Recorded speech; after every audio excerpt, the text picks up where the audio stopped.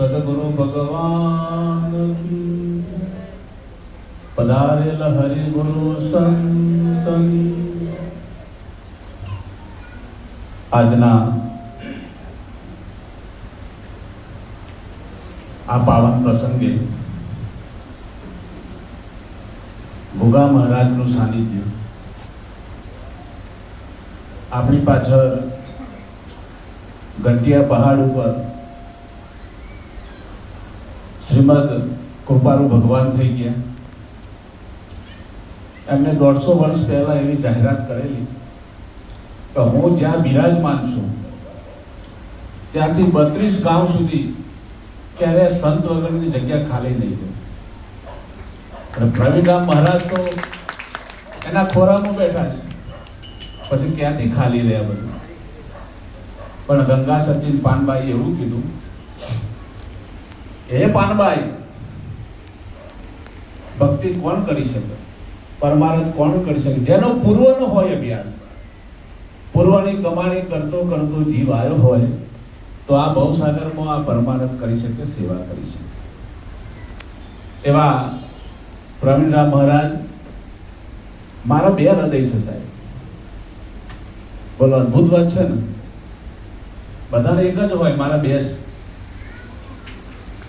મારા ડાબી બાજુ પ્રકાશરામ મહારાજ મારું હૃદય છે, જમણી બાજુ પ્રવીણરામ, બધી રાશિ એક જ છે. તો જબ તું આયો જગત में जगत हसे तू रोई, પણ કરણી એસી કર ચલો તું હસો વર્ગે. વિશ્વમાં કેવા આવ્યા હતા? બિલકુલ ખાલી હાથે. જવાના પણ કેવા?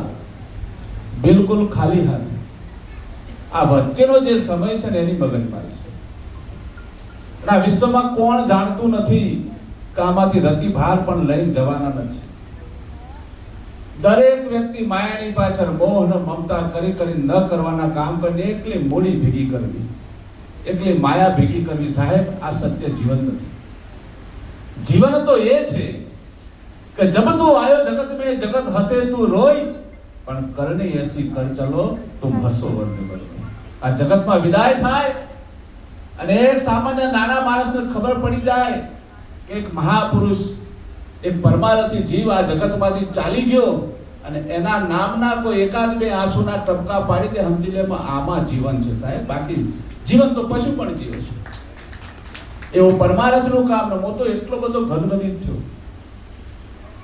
હવે તો સત્તાધાર વિરપુર સુધી નહીં સાહેબ, આ કાર્યક્ષેત્રની ધજા 9 ખંડમાં એની ગાજી જોઈએ. એના તમે બધા સાક્ષી રહેશો. કારણ કે સેવા અને ધર્મ પરમાર્થ એવી વસ્તુ છે. અહીં પ્રવીણરામ મહારાજ જે કાર્ય અપનાવ્યું છે, જે ધર્મ લઈને બેઠા છે, અને તમે બધા એમાં સહકાર આપો છો સાહેબ. જીવનમાં કંઈક પુણ્ય કમાઈ લેવાની એક બાજી છે, એક તક છે આપણને.